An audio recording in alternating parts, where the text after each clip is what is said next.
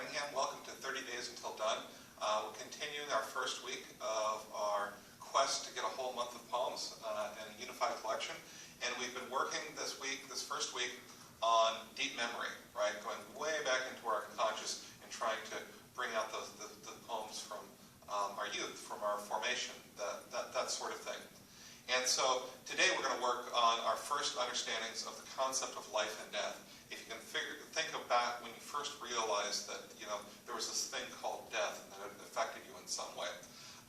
And especially as it relates to the outdoors, to nature, right? You can think, there might have been a time you were in the forest, there might have been a time you were out doing something. I can remember seeing and looking right into the eyes of a deer who had been hit by a car.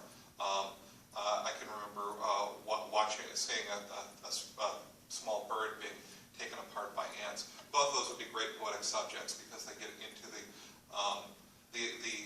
nature of what life and death are, and also the nature of what a child is, right? Because I was experiencing this thing, I didn't know how to handle it, and it took conversations with other people and deep meditation for me to understand this. Okay, now yesterday we worked with the single stress line. Today we're going to work with the triple stress line. And I think what you probably found yesterday, sometimes it's different for different people, but most people will find that the single stress line leaves a kind of a level of calm, right? You might have 3, 2, even a single beat per line when you're doing the single stress line, but you're going to end up with something like this. Today, what I want you to work on, you can have as many beats as you want, but we're going to have a different effect. You're going to have only 3 stresses per line. So the line might be this long, and you'll have 3 stresses. More likely, it's going to be something like you'll have 5 beats per line and 3 stresses. The overall effect of this is usually a heightened pace to your poetry, right? You're really, really moving now. And of course, when we're dealing with life and death, that might be really important. I want to give you a poem today by a great poet I know named Scott Freely. This is from his book, Digging a Hole for the Moon. And we're going to check out his prose poem.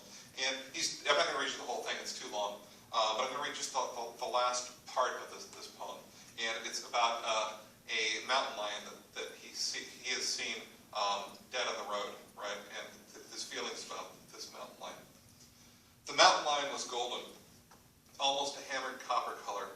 Its mouth was still open in a snarl, huge yellow ivory teeth jutting outward like a dozen Sumerian swords, knives so sharp that they should have made the air bleed. Even so, it is the eyes that bother me. They are the eyes of a reptile, a stupid, endless green that fades down into the black, like all the hunger in the world smeared into pigment. These eyes are the color of leukemia, or maybe those of angels who are too disinterested to come when their hour is at hand. Okay, so as we mentioned yesterday and the day before, you want something very specific. You don't want to talk in generalities. He certainly doesn't talk about the terror he felt seeing the dead mountain lion. Earlier we found out that this mountain lion, he has realized, was walking around his camp as he was hanging out with his wife and his friends. And so these different levels of terror and death exist within that poem without him saying that.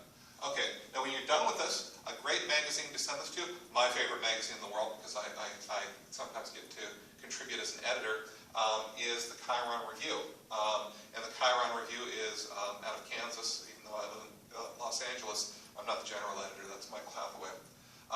Okay, so post this, or write this poem, post it down below, and we'll all enjoy seeing your poems, and then send it to Chiron, which is, for my money, the best magazine that